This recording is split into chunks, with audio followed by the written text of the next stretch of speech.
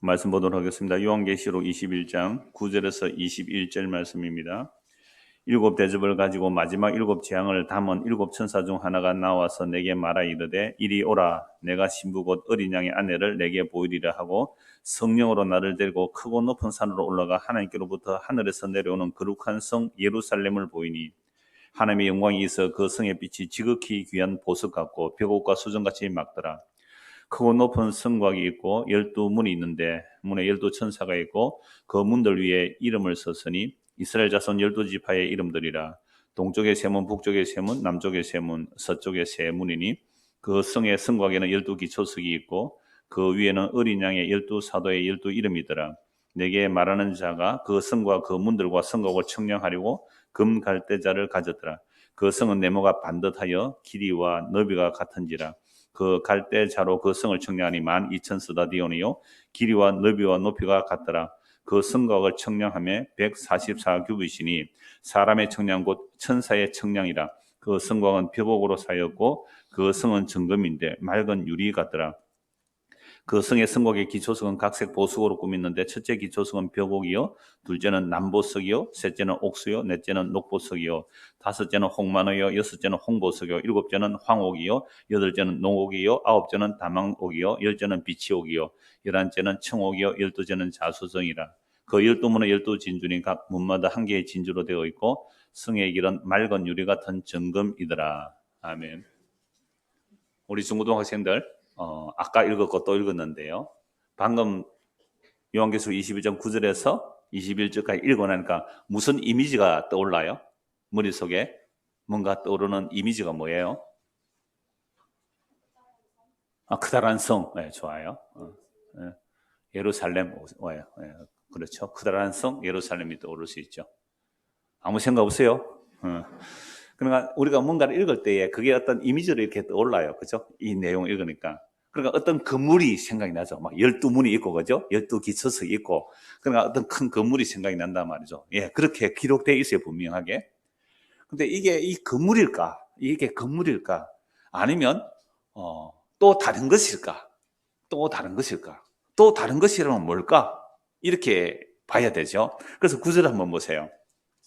일곱 대접을 가지고 마지막 일곱 재앙을 담은 일곱 천사 중 하나가. 그러니까 일곱 대접을 가졌다라고 말하니까 여러분들 요한계시록에서 가장 많은 내용을 차지하는 게 세 가지 재앙이잖아요. 첫째는 일곱 인, 그 다음에 일곱 나팔, 그 다음에 일곱 대접. 이게 내용이 굉장히 많아요. 일곱 인이라는 것은 도장을 뗀다는 말이잖아요. 나팔을 분다는 것, 대접은 재앙을 붓는다는 것이고, 인, 나팔, 대접이 다 재앙인데요. 이는 우리가 그동안 살펴보았잖아요. 성자의 심판. 그 다음에 나팔은요, 성령의 심판. 그 다음에 대접은요, 성부의 심판. 삼위 하나님께서 십자가로 악한 마귀 사탄을 심판하는 거예요. 사탄의 쫄개들도 심판하는 것이고요. 그래서 이게 우리가 시간과 공간이라는 곳에서는 옆으로 펼쳐놓을 수밖에 없어요. 과거, 현재, 미래 이런 식으로. 그러니까 인, 나팔, 대접 이렇게 펼쳐놓을 수밖에 없지만 종종 제가 말씀을 드렸잖아요. 근데 이렇게 쭉 펼쳐놓았지만 이것을 시간을 빼면 어떻게 되는 거예요? 세워진다는 거예요. 인, 나팔, 대접이 어때요? 한순간에 일어나는 거죠. 한순간에. 요한계시록 엄청난 내용이 많으니까 와, 첫째 인, 둘째 인, 셋째 인, 넷째 인, 또 7번 나오고 또 첫째 나팔, 둘째 나팔 이렇게 또 7번 나오고 또 첫째 대접 이렇게 나오면 굉장히 길어 보이잖아요. 이걸 자꾸만 우리는 시간과 공간이라는 세상 속에 살고 있으니까 첫째 인이 떼어졌으면 그러면 둘째 인이 떼어질 거야. 그럼 셋째 인일 거야.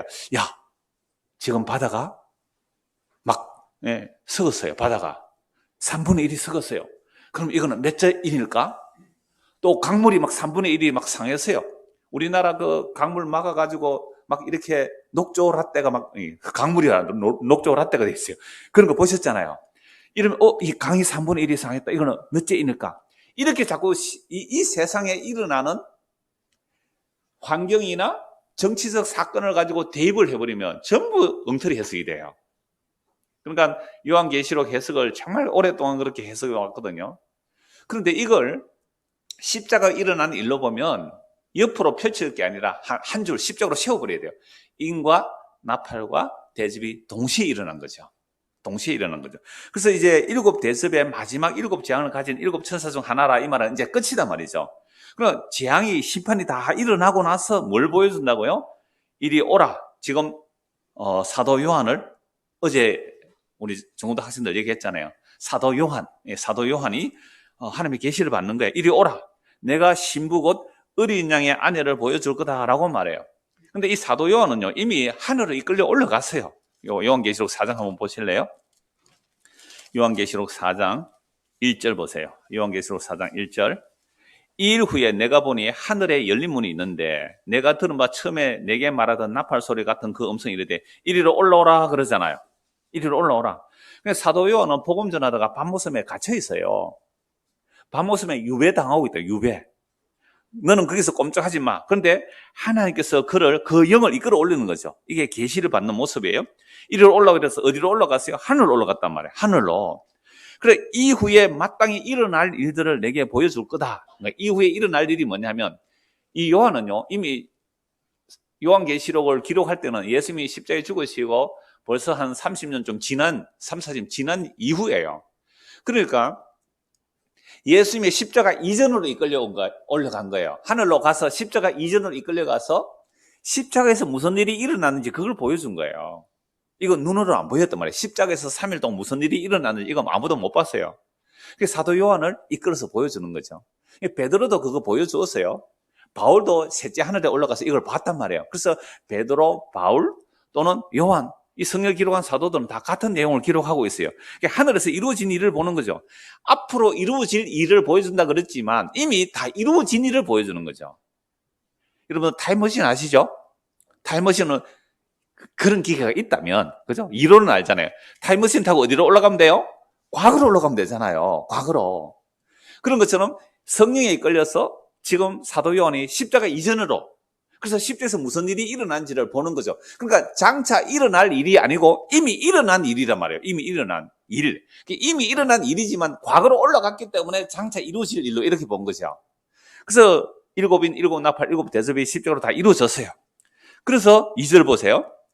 내가 곧 성령에 감동되었더니 보라 하늘에 보좌를 베풀었고 그 보좌 위에 앉으신 이가 있는데 앉으신 이의 모양이 무엇 같아요? 벽옥과 홍보석 같고 무지개가 있어 보좌에 둘렀는데 그 모양이 녹보석 같더라. 그럼 하나님의 모습이 막 보석 같아요. 지금 보석 같아요. 그리고 막 무지개가 있고요. 이 무지개는 무지개 언약으로도 볼 수 있어요.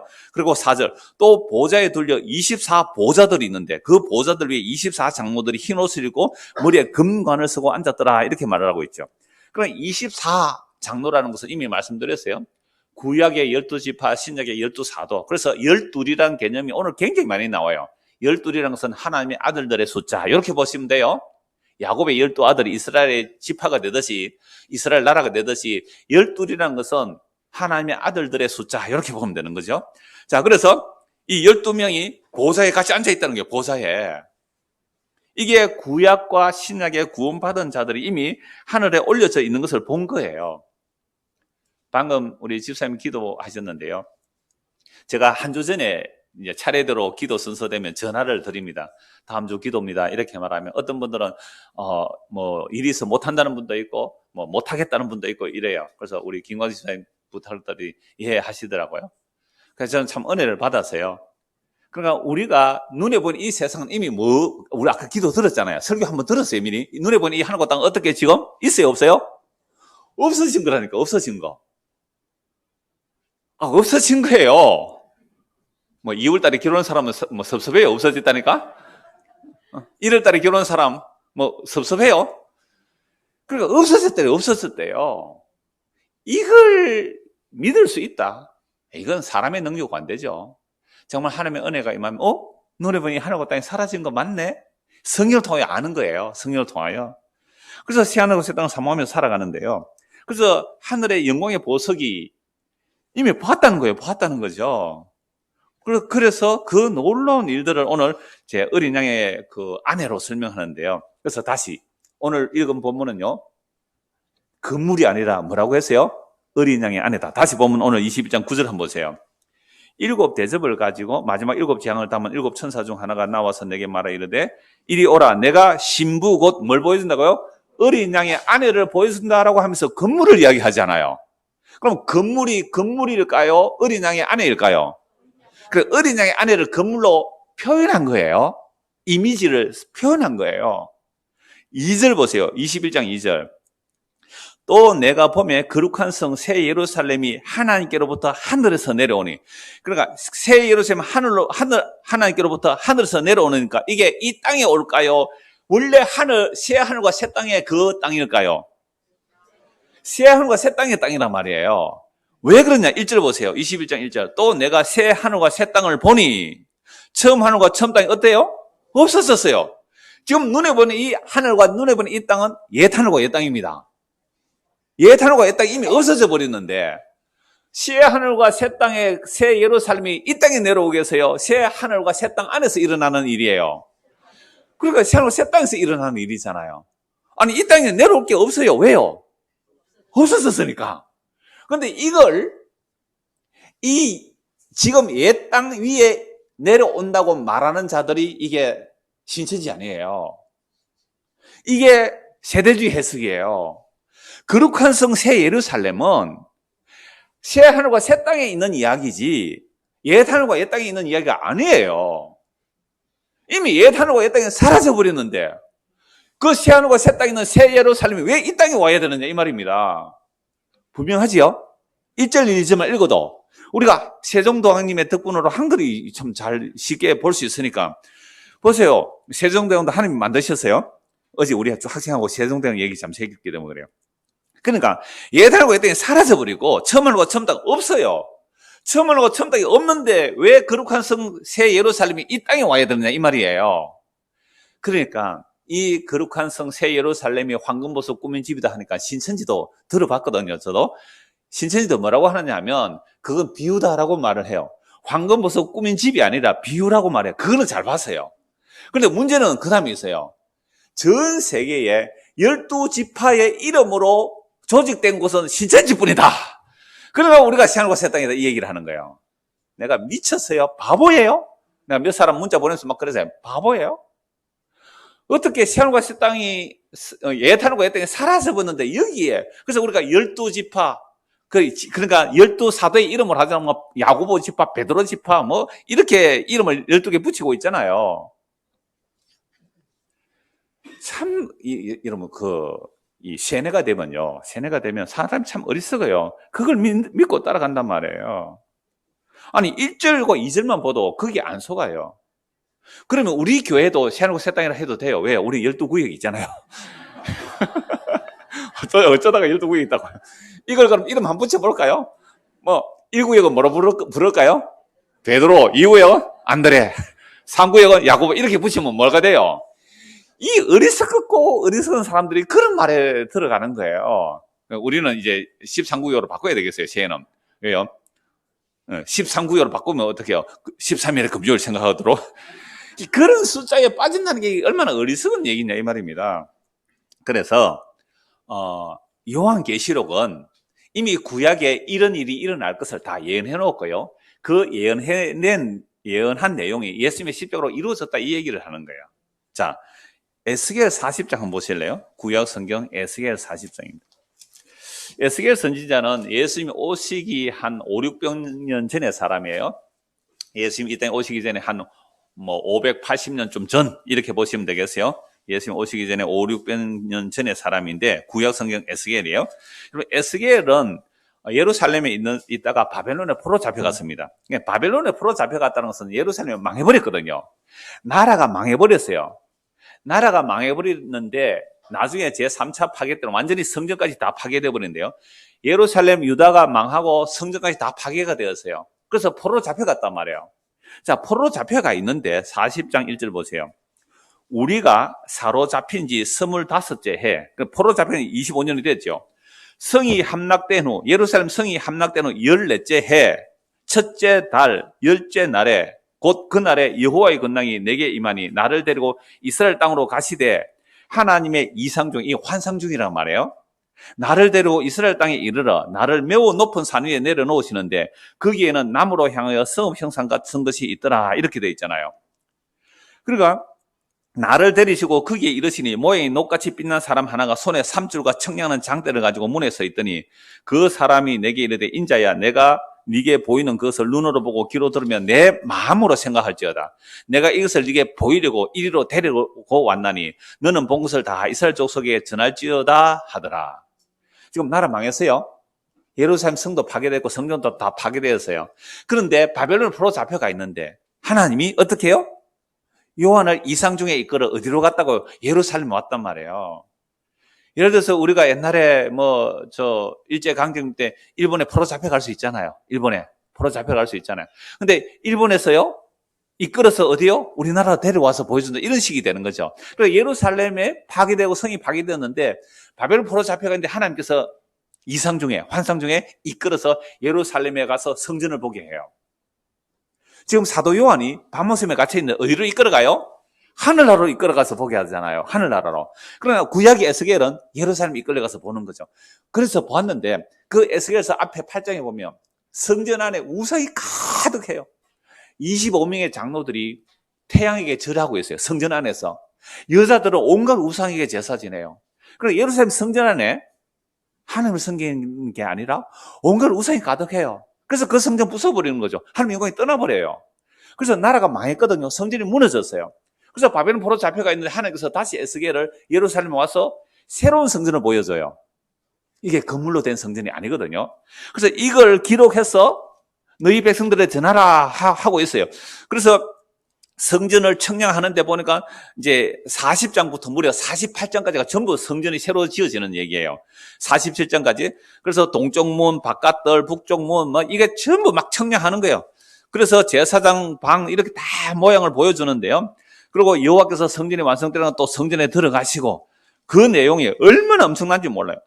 무려 7장까지 다 나와요. 47장까지 성전이 완성되는데, 자, 47장, 47장, 1절 한번 보십시오.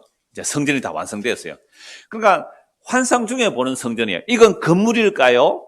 환상 중에 보는 성전일까요? 환상 중에 그대예요. 환상 중에 성전을 보게, 환상 중에. 자, 성전이 다 완성되었어요. 성전이 완성되니까 47장 1절 보세요. 그가 나를 데리고 성전 문에 이르시니 성전의 앞면이 동쪽으로 향하는데 그 문지방 밑에서 물이 나와 동쪽으로 흐르다가 성전 오른쪽 제단 남쪽으로 흘러내리더라. 그가 또 나를 데리고 북문으로 나가서 바깥길로 꺾여 동쪽을 향한 바깥문에 이르시되 본저 물이 그 오른쪽에 서며 나오더라. 해서 물이 이제 쭉 흘러나가는데 이 물이 나가는 것이 어떤 모습이냐 하면 6절 보세요. 그가 내게 이르시되 인자야 네가 이것을 보았느냐 하시고 나를 인도하여 강가로 돌아가게 하시기로 내가 돌아가니 강 좌우편에 나무가 심히 어떻게요? 많더라. 그가 내게 이르시되 이 물이 동쪽으로 향하여 흘러 아라바로 내려가서 바다에 이르르니 이 흘러내리는 물로 그 바다의 물이 되살아 나리라. 이 강물이 이르는 곳마다 번성하는 모든 생물이 살고 또 고기가 심히 많으리니. 그러니까 이 생물이 뭐예요? 가는 곳마다 12절 보세요. 강 좌우 가에는 강물이 흘러가요. 이 강이 어디서 흘러나왔어요? 성전에서 나왔죠. 아니, 성전에서 강물이 흘러나왔다면 이게 건물이에요? 건물이 아니에요? 건물이 아니에요. 건물에서 어떻게 물이 나오겠어요? 그러니까 이 성전은 뭐겠어요? 예수님이죠, 예수님. 그 구약에서 이런 건물로 장차 오실 예수님에게서 뭐가 흘러나온다는 얘기예요? 생명수가 흘러나온다. 그러니까 건물을 얘기했는데 건물이 아니라 뭐라는 거죠? 예수님이다. 그러니까 예수님의 생명수가 흘러나온다는 거죠. 12절 보세요. 강 좌우 가에는 각종 먹을 과실나무가 자라서 그 잎이 시들지 아니하며 열매가 끊이지 아니하며 달마다 새 열매를 맺어. 달마다 새 열매를 맺으니까 우리가 몇 달이 있어요? 1년에? 12달. 12달마다 열매가 새로 맺혀요. 이런 원래 겨울에는 열매가 안 맺히잖아요. 근데 천국에는 12달 겨울에도 열매가 맺혀요. 그럼 겨울이 없어요. 놀라운 거잖아요. 그러니까 이게 무엇을 말하는 거예요? 성전에서 생명수가 나오고 그 생명수가 나오니까 열매가 맺히더라. 이건 건물이 아니네. 누구 얘기예요? 예수님. 그래서 그 열매가 끊어지지 않고 그 열매 먹으면 생명 얻는 거잖아요. 그래서 그 열매를 먹으면 생명 얻는 거죠. 그래서 어제 저녁에 뭐라고 했어요, 여러분들? 성경책 왜 공부해야 돼요? 성경책 공부하면 예수님과 사귀는 거고 예수를 믿으면 생명 얻는다고요. 그 어제도 한 20여 명 들어와서 내가 감사합니다 하고 인사를 했어요. 고3도 2명이나 들어왔어요, 어제. 3명 들어왔어요? 아, 미안합니다. 3명이구나. 미안합니다. 내가 잘 몰랐구나. 3명이 들어왔어요. 고마워요.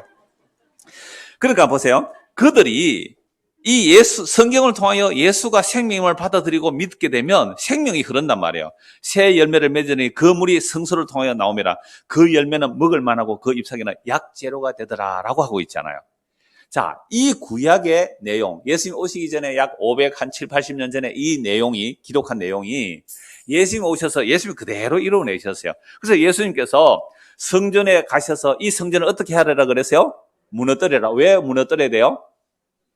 2000년 전에 예수님께서 건물 성전 그거 왜 무너뜨리라 그랬어요? 그 성전에서 뭐가 안 나왔어요? 생명이 없었어요. 생명이 없었어요. 제사 열심히 드렸어요? 제사 열심히 드렸어요. 11조 다 드렸어요? 날과 달과 저기 다 지켰어요. 그런데 그 안에서 뭐가 안 나와요? 생명이 안 나와요. 성전이 뭐가 되어버렸어요? 도둑놈의 소굴이 되었어요. 하느님께 바치면 복 받습니다. 하나님의 성전을 장사하는 집으로 만들어버렸어요. 도둑놈의 소굴이 되었어요. 하나님의 집에서는 기도해야 되고 거기서 구약의 어린 양의 피를 흘려서 우리 죄가 용서받습니다. 그 이야기를 해야 되는데 소바치면 복 받습니다 그러고 빈손으로 오지 말라 그러고 하나님께 바쳐야 복 받는다 그러고 성전이 장사하는 집이 되어버리고 도둑놈의 소굴이 되어버렸어요. 생명이 흘러나와야 성전에서 뭐가 없어요? 생명이 흐르지 않아요. 그래서 예수님이 어떻게 해요?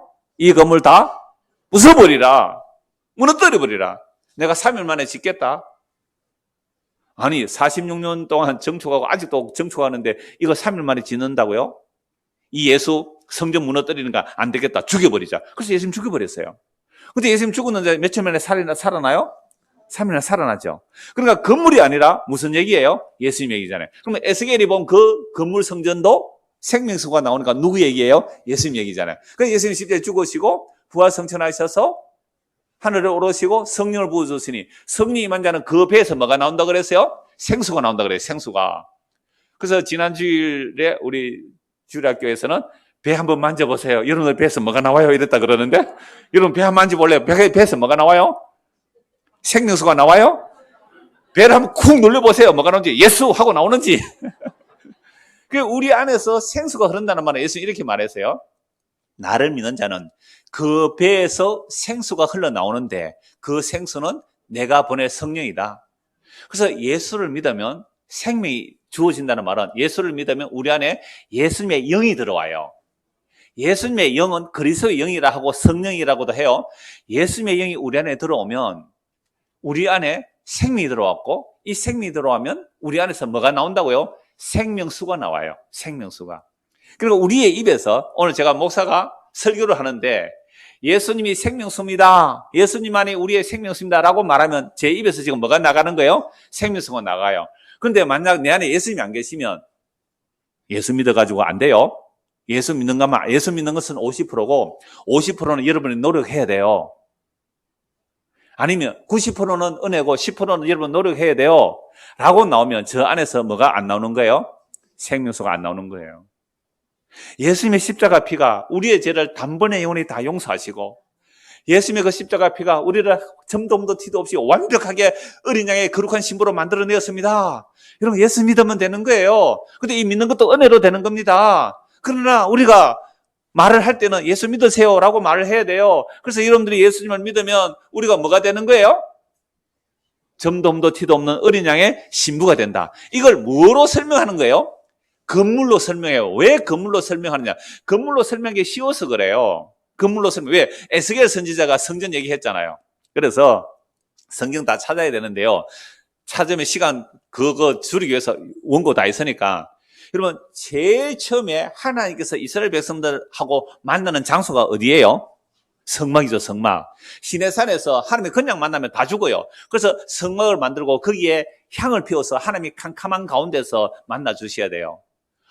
하나님이 직접 오면 다 죽으니까. 그래서 성막을 누가 설계도를 받아요? 성막 설계도 누가 받아요?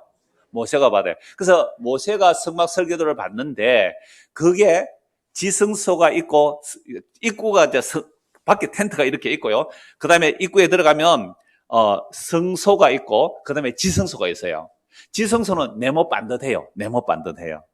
그래서 넓이와 길이와 높이가 같다. 그래서 장과 광과 고가 같다 그래요. 그러니까 지성소는요 10규빗인데요. 솔로몬이 나중에 건물로 짓는 그 성전은 이 텐트고요. 건물로 짓는 성전은 다윗이 설계도를 받아요. 자, 성막은 모세가 설계도를 받았는데 다윗이 받은 성전은 2배로 커져요. 크기가. 그러니까 장과 강과 고가 같다. 그래서 장과 높이, 길이, 높이가 같다. 정육면체. 그 얘기를 이미 성막에서 보여주고 성전에서 보여줘요. 그러니까 크기가 커졌어요. 다윗 시대는. 그리고 오늘 또 말씀에서 어린 양의 신부가 딱 지성소로 얘기를 하고 있어요. 지성소로 얘기하고 있어요. 자, 그래서 이 내용이 뭐냐? 자, 에스겔서 아까 찾았으니까 48장 한 번 더 보십시오. 48장. 자, 23절 보세요. 48장. 31절부터 볼게요. 31절. 자, 그 성읍의 문들은 이스라엘 지파들의 이름을 따른 것인데 북쪽으로 문이 셋이라 하나는 르우벤 문이요 하나는 유다의 문이요 하나는 레위 문이요 동쪽의 너비는 4,500천이 또한 문이 셋이라 이는 하나는 요셉의 문이요 하나는 베냐민 문이요 하나는 단 문이며 남쪽의 넓이는 4,500척이니 또한 문이 셋이라 하나는 시몬 문이요 하나는 이사갈 문이요 하나는 스볼론 문이라 서쪽도 4,500척이니 또한 문이 셋이라 하나는 갓 문이요 하나는 아셀 문이요 하나는 납달리 문이며 그 사방의 합계는 18,000척이라 그날 후로는 그 성의 이름을 뭐라고요? 여호와 삼마라 하리라. 여호와 삼마의 뜻이 뭐예요? 여호와께서 거기 계신다. 그럼 구약에서 성막을 만들어라. 예, 성막 만들었어요. 그게 지성소는 뭐예요? 정사각형이라 그랬어요. 그러니까 정육면체예요. 그런데 나중에 성막이 아니라 고정된 건물로 성전은 누가 설계도를 받았어요? 다윗이. 그래서 그건 2배로 커져요. 그런데 그 다윗과 솔로몬이 만든 성전에 뭐가 가득 채워졌습니까? 우상이 가득하죠. 그래서 하나님께서 그 건물을 어떻게 해요? 부숴버리라. 그래서 예수님 부숴버리라. 예수님이 자신이 성전 되겠다는 거죠. 예수님 자신이 성전 되는 거예요. 그래서 에스겔서에서는 장차 예수님이 성전 될 것을 건물을 가지고 설명해 주는 거예요. 그래서 예수님이 성전이 되면 예수님에게서 뭐가 흘러나온다고요? 생명이 흘러나온다. 그 얘기를 에스겔을 통해서 말씀하시요. 그러면 구약에서 성막을 만든 이유가 뭘까요? 구약의 모세를 성막을 만든 이유가 뭘까요? 하나님이 이스라엘 백성들과 함께 살려고. 그렇죠? 다윗이 성전을 만든 이유가 뭘까요? 솔로몬이 성전을 만든 이유가 뭘까요? 하나님이 이스라엘 백성들과 함께 살려고. 그래서 솔로몬 성전에는 이렇게 문이 사방이 없었어요. 근데 에스겔이 완전히 성전이 무너지고 바벨론 포로 잡혀가서 환상 중에 본 그 성전에는 동서남북의 문이 몇 개요? 3개. 그러니까 몇 개예요? 문이 다? 12개. 동서남북 문이 3개, 12문이에요. 12문이니까 이스라엘의 몇 지파 이름이에요? 12지파. 야곱의 12아들 12지파. 문이 12개라요. 이것도 건물일까요? 예수님일까요? 예수님이기도 하고 이게 지성소라 그랬잖아요. 지성소가 예수님이기도 하고 지성소가 성도이기도 해요. 우리가 지성소가 되는 거예요. 우리가 지성소에 들어가는 게 아니라 오히려 우리가 지성소가 되는 거예요. 너무 놀라운 거예요. 그래서 오늘은 우리가 지성소가 되는 이야기, 다음 주는 예수님이 지성소의 이야기. 그러니까 예수님과 우리가 함께 어떻게 해요? 같이 살아요. 너는 내 안에, 나는 너 안에 이렇게 되는 거예요. 그게 미팅하우스, 하나님과 사람이 만날 수 있는 지성소예요. 그게 어린 양의 피로만 되는 하나님과 우리가 만나는 장소가 되는 거예요. 여러분들, 우리 청소년들이 집에 잘 안 들어가요. 집에 안 들어가고 밤에 이 추운 겨울에도요, 담배 물고요, 유학생들도 담배 많이 피우더라고요. 같이 이렇게. 더러워 죽겠어요, 지나가면. 침을 왜 그 길에 뱉어요? 찍찍 침을 뱉으면서요. 다리 근데 담배를 먹고 여학생도 그래요. 여학생도 이러더라고요. 왜 그래요? 청소년들이 왜 집에 들어가기 싫어서 그렇게 길거리를 헤매고 있을까요? 집에 엄마 아빠가 싸우거든요. 집이 행복하지 않아서 그래요. 이런 남편들 왜 집에 일찍 안 들어가고 왜 그 타이 마사지 가가지고 그 상남동에 그 코로나 옮기고 있어요, 남자들이? 집에 아내가 친절히 안내해줘. 아니, 그 타이 마사지 가니까 얼마나 친절하게 해줘요, 아가씨들이. 그 코로나 막 왔다고 막 문자 오더라고요. 왜 남편이 집에 빨리 안 들어가고 그런 데 돌아다닐까요? 아내는 왜 또 집에 빨리 안 들어가고 맨날 다른 데 돌아다녀요? 집이 행복하지 않아요. 집이 행복하지 않아요. 아무리 궁궐 같은 멋진 집을 지어도 그 안에 행복하지 않으면 들어가기 싫어요. 근데 단칸방이라도, 초가집이라도, 그죠? 초가집이라 단칸방이라도 정말 나를 사랑하는 사람이 있다면 거기에 빨리 가고 싶어요. 여러분들, 남편이 이제 결혼한 사람이 있으니까 남편 결혼하면 처음에 신혼 때는 좀 일찍 올 거예요. 근데 살다 보면요, 성격이 안 맞아.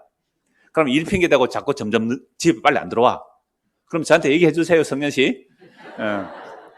물론 또 아내가 빨리 안 들어오면 정우 씨 나한테 얘기하고요. 예.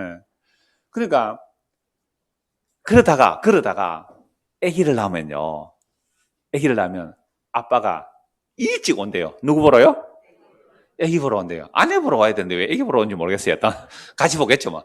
아기 그 이뻐서 아기 보러 막 일찍 들어온대요. 그건 집에 행복하면 안 떠돌아다니고 집에 일찍 들어오려고 할 거예요.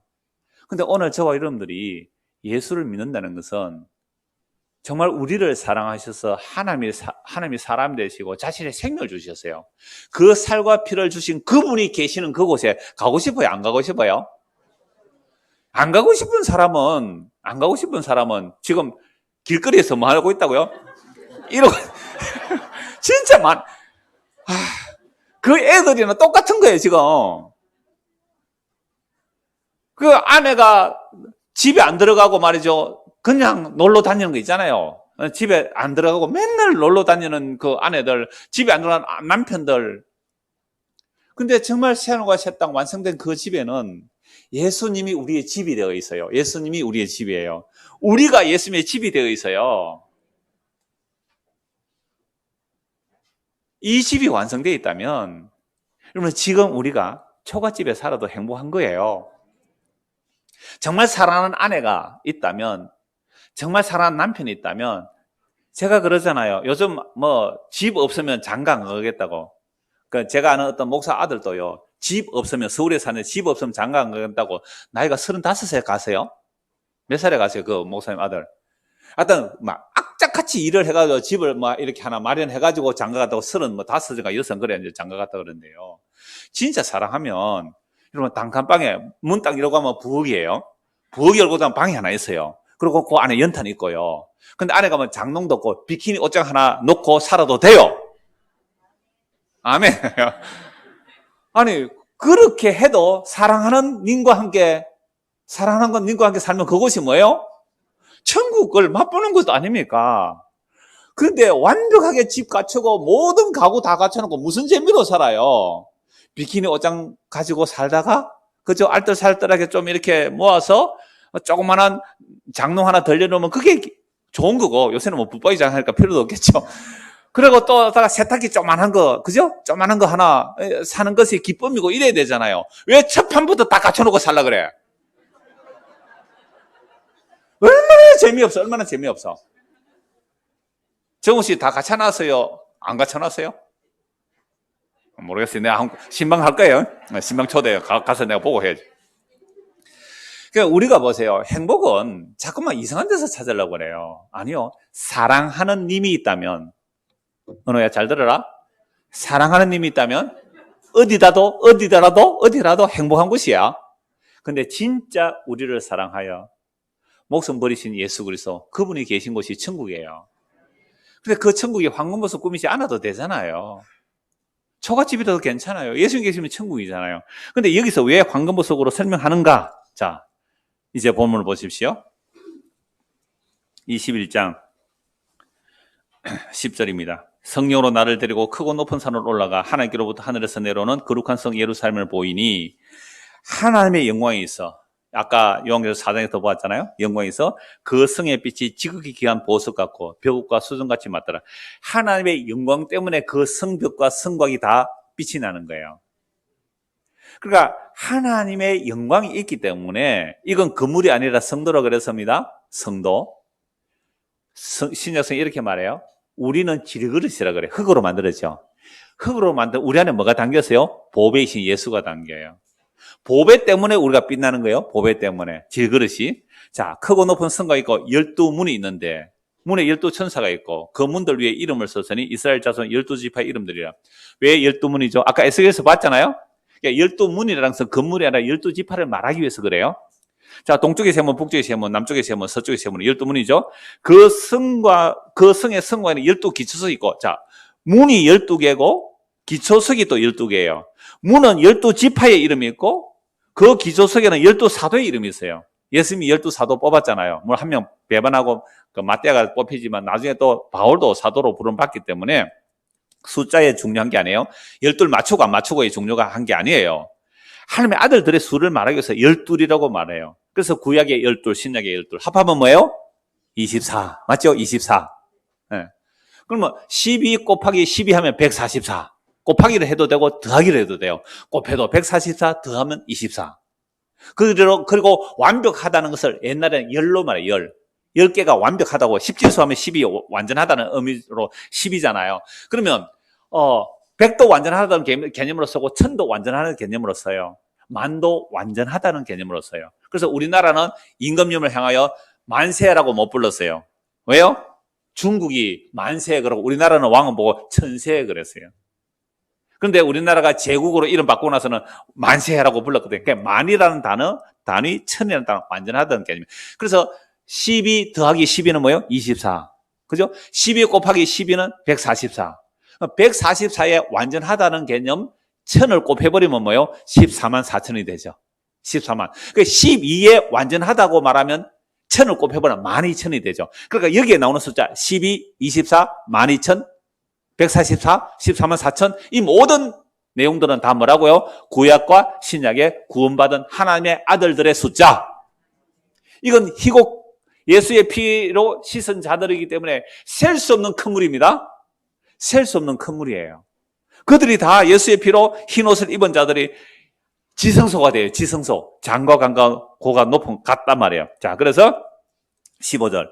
내게 말하는 자가 그 성과 그 문들과 성곽을 청량하려고 금갈대자를 가져더라. 에스겔서 아까 성전 청량 보였죠? 그 성은 네모가 반듯하여 길이와 너비와 같은지라 그 갈대자로 그 성을 청량해 12,000 스다디온을 단위를 지금으로 해석할 필요 없어요. 12,000으로 보면 돼요. 12 곱하기 11,000으로 보면 돼요. 자, 그리고 길이와 너비와 높이가 같더라. 지성소가 장과 간과 고가 같다 그랬잖아요. 그 성곽을 청량함에 144규빗이니 사람의 청량 곧 천사의 청량이라. 그러니까 천사가 청량한 것을 사람이 이해하도록 설명해 준 거예요. 천사는 영적 존재잖아요. 그러니까 이 규빗을 가지고 실제 뭐 1440km다. 장과 간과 고가 같다. 그래 1400km 해서 3층 해서 1층, 2층, 3층 이렇게 천국 설명하는 사람이 있어요. 아니 영적인 것을 물질로 설명하면 전부 다 잘못된 거예요. 예수의 피로 구원받은 성도가 지성소가 되고 거기 하나님 사시는 거예요. 다음 주에 보겠습니다만은 예수님이 지성소고 우리가 그 안에 들어가서 사는 거예요. 이게 예수님께서 너가 내 안에 내가 너 안에 있게 하겠다는 그 말씀을 이루신 거죠. 그래서 이걸 가지고 자꾸만 천국에 갔다 왔다는 사람이 많아요. 우리나라에도. 여러분들 퍼시콜레 내가 본 천국 혹 보신 분 책 내가 본 천국. 여러분들 역시 보신 분 한두 분 계시구나. 말씀에 별로 관심이 없잖아요, 우리는. 그죠? 이 땅에 집이 좋지, 뭐. 그러니까, 내가 본 천국 보면 천국 가는 거 뭐가 있다고 그래요? 황금길이고, 화장실에 갔더니 뭐더요? 변기도 황금이래. 황금변기래, 변기가. 여러분, 황금변기, 그건요, 전에 이란에 그 누굽니까? 네? 이란에 그 죽은 사람 누구예요? 이름이, 후세인이 황금벽이 섰대요. 황금벽이. 후세인 되면 황금벽이 서를 수 있어요. 아니, 천국에 가면 사람이 천사처럼 돼요. 시집 장가 안 가요. 똥누고 오줌누고 할 필요 없어요. 그런데 왜 천국에 화장실에 황금변기가 있다고 그래요? 황금버섯 꾸민 집이라고 하니까 그렇게 천국 보고 왔다는 거 전부 엉터리 보고 온 거예요, 그게. 예수님만 보여요. 물론 하나님의 영광이 빛이 비치고요. 나와 세상에 간 것도 예수님이 영광 중에 있어요. 그러면 그게 초가집이라도 행복하다 그랬잖아요. 자, 그래서 물질적 언어로 새하늘과 새 땅을 말하면 전부 엉터리다 보시면 됩니다. 그러니까 보세요. 이게 어린 양의 신부잖아요. 이 건물이 아니라 그죠? 자, 그래서 17절. 그 성곽을 청량하며 144규빗이니 사람의 청량고 천사의 청량이라. 그 성곽은 벽옥으로 사였고 그 성은 정금인데 맑은 유리 같더라. 그 성의 성곽의 기초성은 각색 보석으로 꾸몄는데 첫째 기초성은 벽옥이요, 둘째는 남보석이요, 셋째는 옥수요, 넷째는 녹보석이요, 다섯째는 홍만호요, 여섯째는 홍보석이요, 일곱째는 황옥이요, 여덟째는 녹옥이요, 아홉째는 담황옥이요, 열째는 비치옥이요, 열한째는 청옥이요, 열두째는 자수성이다. 같이 읽을까요? 21절. 그 12문은 12진주니 각 문마다 한 개의 진주로 되어 있고 성의 길은 맑은 유리 같은 정금이더라. 자, 12문인데 그 문은 뭐라고 되어 있어요? 진주죠. 진주인데 문 한 개가 진주가 문이 하나요. 하나라 하나. 12문이 다 하나의 문이 하나의 문. 진주로 된. 여러분 진주가 이짝만한 문 그런 진주 봤어요? 그러니까 이것도 진주가 아니죠. 뭐예요? 예수님이잖아요. 예수님이 이렇게 말했어요. 나는 양의 문이다. 나는 양의 문이다. 그 예수님만이 문이에요. 그러니까 천국할 수 있는 문은 어떤 문뿐이에요? 예수님 뿐이에요. 그래서 예수님이 진주예요. 그래서 진주를 또 설명할 때 이렇게 말하잖아요. 진주를 보통 그 눈물로 많이 표현해요. 진주. 그러니까 조개 안에, 그죠? 조개 안에 이물질이든 그걸 사기 위해서 조개에서 막 이렇게 아프니까 상처를 사기 위해서 매끈한 물질을 넣어서 그게 진주다 그렇게 나오는데요. 진주는 특이하게 자라는 보석이에요. 보석 중에 자라는 보석은 뭐밖에 없어요? 진주밖에 없어요. 다른 보석은 결정되어 있어요. 그렇죠? 그런데 진주는 자라는 보석이잖아요. 그러니까 아까 성막의 지성소의 크기, 그 다음에 성전의 지성소의 크기가 2배로 커져요. 에스겔서의 그 지성소, 그 다음에 예수 그리스도는 한량 없어요. 예수 그리스도는 지성소는 한량 없어요. 모든 이방인들까지 다 들어올 수 있어요. 어떤 사람이면 예수 믿으면. 예수 믿으면. 그러니까 예수님의 지성소는 한량없다는가요?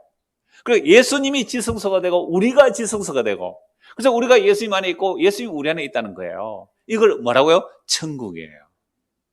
그러면 정말 행복한 것이에요. 왜요? 나를 죽기까지 사랑하신 그 님이 계시는 곳. 내 사랑하는 그 님이 계시는 곳. 여러분들 누가 여러분을 목숨에 바쳐서 사랑하는 사람이 있어요. 그런데 사람은 여러분에서 목숨 바쳐서 사랑해도 그건 죄인이라서 자기도 구원 못해요. 자기도 구원 못해요. 하나님의 아들, 죄 없어진 하나님의 아들, 오늘 오해할 거예요. 죄 없어진 하나님의 아들, 그분의 십자가 피만이 우리를 점도 흠도 티도 없이 완벽하게 깨끗한 거룩한 신부로 만들어내세요. 그래서 예수님의 피를 보배로운 피라 그래요. 그래서 보배로운 피가 발려있는 우리는 하나님 보실 때 다 뭐예요? 보석이에요, 보석. 여러분 자기를 낮춰보지 마세요. 내가 정말 예수를 믿는다면 예수님의 그 피가 보배로운 피이기 때문에 어마어마한 보배로운 피이기 때문에 자기를 낮춰보지 말란 말이에요. 베드로전서 한번 찾아보세요. 요한계시록 앞쪽에 있습니다. 베드로전서 요한계시록 앞에서 조금만 넘어가면서요. 베드로전서 1장 18절 보세요. 너희가 알거니와 베드로전서 1장 18절 너희가 알거니와 너희 조상이 물려준 헛된 행실에서 대속함을 받은 것은 은이나 금같이 없어질 것으로 된 것이 아니요. 여러분 은과 금도 없어집니까? 안 없어집니까? 없어지죠. 은도 금도 달가 없어져요. 그런데 옛 하늘과 옛 땅에 있는 은과 금 보석들 다 사라져요. 순식간에 훅 사라져요. 없어져요. 이건 전에 말씀드렸잖아요. 물리학자들도 믿고 있다고. 순간에 사라질 수 있다고 물리학자들도 말해요. 그러니까 은과 금 그거 좋다고요? 없어져요. 달가 없어져요. 날가 없어져요. 그러니까 우리가 구원받은 것은 은이나 금이나 없어질 그런 보석이 아니라는 거죠. 우리가 대속받은 것, 우리의 죄에서 용서받은 것은 19절 같이 한번 읽읍시다. 오직 흠없고 점없는 어린 양 같은 그리스도의 보배로운 피로 된 것이라. 예수님의 피가 뭐라고요? 보배예요. 그러니까 보배로운 피가 발리면 우리가 다 뭐가 돼요? 보배가 돼요. 창녀라도 예수의 피가 들어가면 보배가 되고요. 살인 강도라도 예수님의 피가 있으면 보배가 돼요. 세리 죄인이라도 더러운 죄인이라도 예수의 피가 딱 덮여 있으면 하나님 볼 때 너는 보석이야. 너는 보석이야. 너는 감남석. 너는 홍보석. 너는 홍만호. 너는 자수정. 너는 홍옥. 너는 다이아몬드. 너는 사파이어. 그게 사람의 보석이에요. 그리스도의 신부예요? 그리스도의 신부예요. 그리스도의 신부예요. 예수께서 오실 때에 그 귀중한 보배 하나라도 남김없이 다 찾으시겠네. 예수의 피가 발린 자만 하늘나라 보석이에요. 하나도 잃어버리지 않아요. 제가 옛날에 설교 때 그 얘기 했잖아요. 제 아는 목사님이 제 아는 목사님이, 우리 선혜시 다녔던 그 교회 목사님이 화장실 앉아서 뭐 변비였는지 그날 반지를, 결혼 반지, 금반지를 가지고 만지작 넣었다 뺐다 이렇게 했대요. 화장실에 뭘 고른지 몰라요. 그러다 툭 빠졌대요. 재래식 화장실에. 어떻게 했을까요? 어떻게 했을까요? 똥 다 퍼냈대요. 안 버렸어. 똥 다. 왜? 결혼 반지인데. 똥 그거 다 퍼냈대요. 채를 가지고. 그 재래식 화장실 다 퍼냈대요. 금반지 그거 찾으려고. 왜? 내 결혼한 금반지니까. 여러분, 하나님이 자기 피를 뿌려서 구원받은 여러분들은 하나님의 보배들이에요. 그래서 눈에 보니 하늘과 땅을 다 불태워 없애서라도, 하늘과 땅을 다 불태워 없애서라도 없어지지 아니할 예수님의 보배로운 피가 발린 보석들을 다 찾아내세요. 예수께서 오실 때에 그 귀중한 보배 하나도 남김없이 다 찾으시리. 이야, 얼마나 놀라웠나. 내가 뭐라고? 나는 죄를 짓고 썩어질 것, 더러운 것, 구더기처럼 나는 똥구더기에 속에 있었는데, 그런데 예수님이 자기 십자가의 죽음으로 그 핏값으로 우리를 구원해내셔서 너는 나의 보배야, 너는 나의 신부야, 너는 나의 아내야. 어린 양의 아내란 어린 양의 피로 구원받은 신부를 말해요. 그래서 너희가 구원받는 것은 금이나 은이나 없어질 것이 아니라 말해요. 우리의 행위와 노력으로 만들 수 있는 것은 구원이 안 돼요. 우리가 만들어낼 수 있는 금과 은을 만들어낼 수 있잖아요. 돈 열심히 벌어서 금 만들 수 있잖아요. 이번에 무슨 임플란트 회사 그 사람 1,800억인가 돈을 횡령해가지고 뭐 샀어요? 금괴 샀잖아요. 금괴. 그래서 지금 감옥에 갔는데요. 아버지는 자살해버리고요. 아버지 집에도 금괴 있고, 마누라 집에도 금괴 있고, 약간 금괴를 갖다 모은. 이 바보? 이런 바보가 세상에 어디 있어요, 그래? 그거 훔치면 안 들킬 줄 알고 그거 훔치다가 금괴 사서 집에 갖다 놨어요, 그래? 그거 보세요. 그것 때문에 감옥 가잖아요. 우리가 만들 수 있는 금 쓸모없어요. 우리가 구원받아서 우리의 행위가 아니에요. 오직 흠없고 점없는 어린 양 같은 그리스도의 보배로운 피로 된 것이라. 그는 창세전부터 미리 알린 바 되시니나 이 말세에 너희를 위해 나타나신 바 되었다.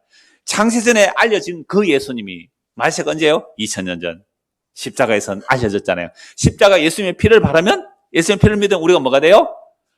어린 양의 보배로운 신부가 돼요. 그걸 보배라 그래요.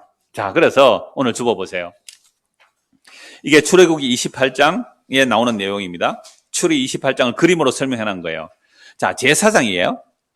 제사장, 이마에도 보석을 하나 보자. 여호와께 성결. 자, 오른쪽 어깨, 왼쪽 어깨 두 개 뭐가 있어요? 호마노가 보석이에요. 그 보석 두 개 이름을 새겨요. 6지파씩. 갓, 아셀, 이사가, 스불론, 요셉, 베냐민. 한쪽에는 뭐요? 로벤, 시몬, 레위, 유다, 단, 납달리.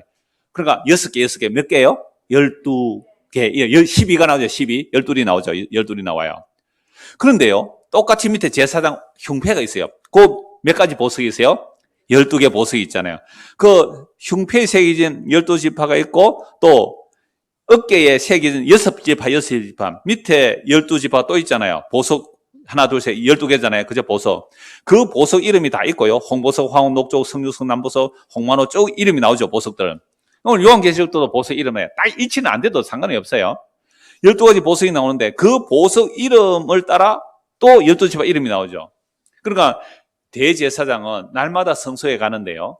지성소에는 1년에 몇 번 가요? 한 번, 대속죄일날 피를 가져가요. 피를 뿌려야 돼요. 그 지성소에서 하나님을 만나거든요. 다른 데서 안 만나요.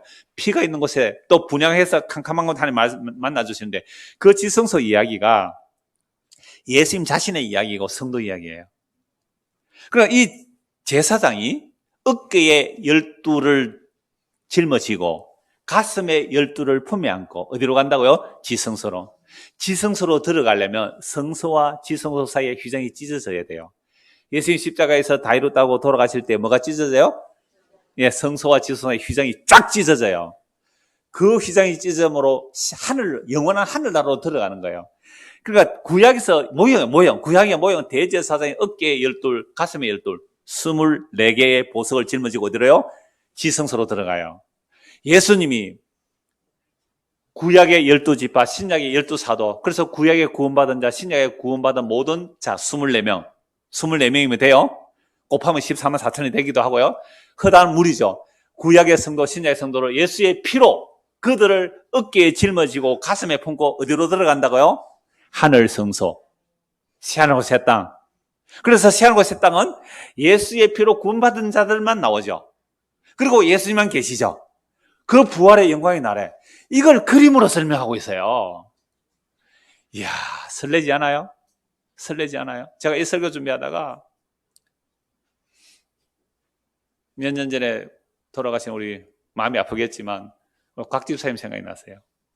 이미 선고를 받았고 암으로 이제 얼마 있으면 돌아가신다고 했을 때 몇 가지 글을 남겼는 거 제가 우리 교회 그 보험 칼럼에 올려놨는데요. 부활의 세계가 참 설레요. 부활의 세계가 참 설레요. 49에 가셨는데 부활의 세계가 참 설레요. 죽음을 앞두고 부활의 세계가 참 설레요. 얼마나 놀라운 거예요. 이 영광의 날. 그러니까 구약에 보세요. 출애굽 이후에 제사장의 옷 이게 왜 12개, 12개 이렇게 했어요? 구약에 구원받은 자들, 신약에 구원받은 자들, 이들을 예수님께서 십자가에서 단번에 하늘로 데리고 가셨어요. 십자가로 구약 성도들 단번에 어깨에 짊어지고 하늘에 앉혀놓고 피 뿌려야 들어가요. 천국은 예수님이 양의 문이니까, 진주문이니까, 예수님이 양의 문이니까 구약의 성도들 십자가 앉혀놓아 버렸어요. 신약의 성도들은요, 묵시적으로는 십자가로 하늘에 앉혀놓았는데 역사적으로는 오늘 여러분들의 학생들, 여러분들 지금 이 성경 듣고 예수님의 피가 우리 죄를 용서하셨구나 해서 예수를 믿으면 장세전에 알려진 그분 안에서 우리가 구원받아 하늘에 앉혀지는 거 예수 믿는 거예요. 그 예수님이 진주문이잖아요. 그래서 천국에 가면요, 우리가 지성소고 예수님이 지성소예요. 다른 말로 하면 예수님이 우리 안에, 우리가 예수님 안에 사는, 예수님과 함께 사는 그곳을, 천국을 이렇게 황금보석 꾸민 그 그림으로 그려놓은 거예요. 자, 이제 한 거 보고 말씀 맺을게요. 에베소서 2장입니다. 에베소서 2장. 자, 신랑 신부 잘 들으세요. 신랑 신부 아니죠. 이제 벌써 새 신랑 새 신부는 아닙니다. 예 신랑 예 신부 잘 들으세요. 제가 추리할 때 그 얘기 했잖아요. 여러분들은 이제 에베소 5장을 가지고 그리스도와 교회의 비밀을 배우는 학교에 입학했다고요. 그럼 뭐 하기 위해서? 에베소 2장입니다. 에베소 2장 20절 보십시오. 자, 너희는 사도들과 선지자들의 터 위에 세우심을 입은 자라. 그럼 신약을 사도라 구약을 선지자를 할 수 있어요. 아까 선지자들이 12문이 되죠. 12지파 이름이죠. 사도들은 12 밑에 기초석이 되죠. 그러니까 사도가 먼저예요, 사실은. 사도가 먼저고 선지자가 뒤에 나온다고요. 그러니까 묵시적으로 보면 예수님의 십자가로 하나님 자기 백성 만들 것을 보여주고 있어요. 사도들과 선지자들은 뭘 했어요? 터를 닦았다고요.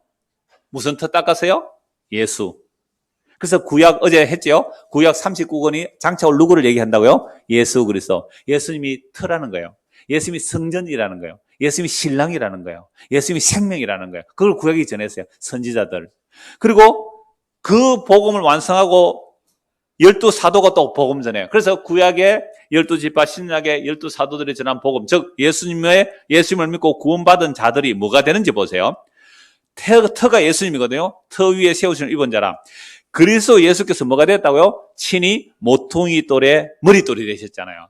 예수님이 시편에 의하여 건축자의 버린 돌이 모퉁이 머릿돌이 되었다. 그 말씀대로 예수님이 버림받은 모퉁이 돌인데, 십자가에서 버림받은 모퉁이 돌인데 거기서 새로운 집이 지어지네요. 유대 종교가 예수를 버렸어요. 로마의 제국주의가 예수를 버렸어요. 정치도 종교도 예수를 버려버렸어요. 근데 그 버림받은 예수가 모퉁이 돌이 되었나요? 그 예수에게 붙어서 뭐가 되어지는 거예요? 21절. 그의 안에서 건물마다 서로 연결하여 주 안에서 뭐가 돼요? 성전이 되어가고 너희도 성령 안에서 하나님이 거하실 처소가 되기 위하여 그리스도 예수 안에서 함께 지어져 가느니라. 예수님 아직 재림 안 했어요. 아직 한쪽 모퉁이가 좀 남아있어요. 다 모아가요. 다 모아가. 예찬이도 모으고 한이도 모으고 은호도 모아가지고 예승이도 모으고, 그죠? 모아서 뭐예요? 하나님의 집이 완성되면, 하나님의 집이 완성되면 주님 짜잔 하고 오실 거예요. 그러면 주님 기다렸어요. 보고 싶었어요. 사랑해요. 고마워요. 감사해요. 그때 얼굴과 얼굴을 보게 되는 날이 뭐예요? 새하늘과 새 땅이에요. 이게 만들어져 있어요? 만들어질 거예요? 만들어져 있어요. 다 봤다니까? 만들어져 있고 역사라는 이 시간과 공간 속에서 지금 만들어지고 있거든요. 그래서 오늘 저와 여러분들이 예수 믿으면 예수 그리스도의 몸으로 예수 그리스도 성령이 가실 성전으로 하나님이 가실 처소로 만들어져요. 그럼 여러분들 얼마나 귀한지 아세요? 제가요 너무너무 예뻐요. 중국 다시 어제 들어온 거 보고 너무 예뻐가지고 막 인사를 했다니까요. 어제 또 했었어요. 여러분들이 예수 믿고, 예, 그 보배로운 피로 제 시선 받으면, 그리스도의 몸이니까, 네가 내 몸이라. 네가 내 몸이라니까? 내가 네 몸이고, 이 놀라운 은혜를 맛보고 누리며, 더 완전한 그 영광의 나라를 사모하며 살아가는 저와 여러분 되기를 소원합니다. 기도하겠습니다. 하나님 아버지, 허물과 죄로 죽은 우리를 하나님이 사람이 되셔서 십자가에서 그 피로 깨끗하게 씻기시고 점도 흠도 티도 없이 깨끗하게 하여 어린 양의 신부로 만들어주신 주님, 이게 우리 한 개인을 위한 구원이 아니라 그리스도의 몸을 위한 성도로 불러주셨기에 성도가 모여 이 놀라운 복음으로 격려하고 힘들고 어려워하는 형제 자매들에게 이 소식을 전하며 잠시 잠깐 기다리면 그 영광의 날을 볼 것이라고 이렇게 격려하며 가는 우리 모든 성도가 되도록 은혜를 베풀어 주시옵소서. 특별히 우리 중고등 학생들 어른 예배 함께 참여하여 있습니다. 이들의 눈과 마음도 열어주셔서 그 안에 예수 그리스도 그분의 생명력이 넘쳐날 수 있도록 은혜를 베풀어 주옵소서. 예수 그리스도를 받들어 기도드리옵나이다. 아멘.